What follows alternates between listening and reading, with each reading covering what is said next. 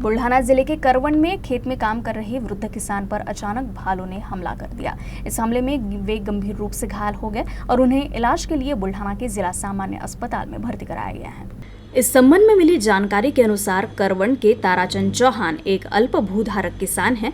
उन्होंने अपने खेत में बुआई की थी, लेकिन जंगली जानवरों के कारण उन्हें दोबारा बुआई करनी पड़ी।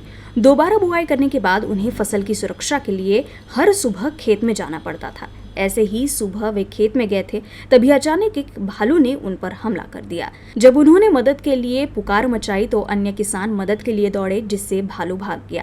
इस हमले में किसान गंभीर रूप से घायल हो गए और उन्हें आगे के इलाज के लिए बुल्ढाना जिला सामान्य अस्पताल में भर्ती कराया गया है।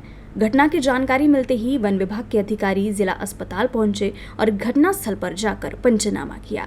मी करवण रहिवासी असून माझे भाऊ रोज सकाळी संध्याकाळी शेतामध्ये जातात। आपल्याला हे जे वन्य प्राणी शेतीचं नासधूस करतात, त्यासाठी माझे भाऊ तारासिंग सीताराम चव्हाण वय 55 वर्ष हे रोज शेतीच्या रखवालीसाठी शेतामध्ये जातात।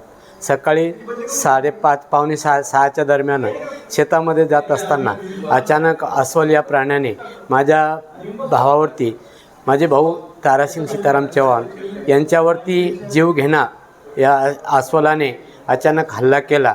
या हल्ल्यामध्ये माझे भाऊ यांचा प्राण वाचला। आज पाहता आज ते बुलढाणा जिल्हा सामान्य रुग्णालयामध्ये भरती आहेत।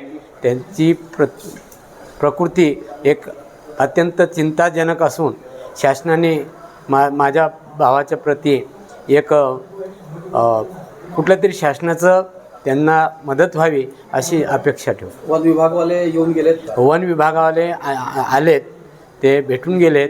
त्यांनी सांगितल्याप्रमाणे पंचनामा म्हणजे जिथे अस्वलाचा हल्ला झाला तिथं त्यांनी पाहणी करायचं सांगितलं, ते पाहणीसाठी सुद्धा गेलेले आहेत।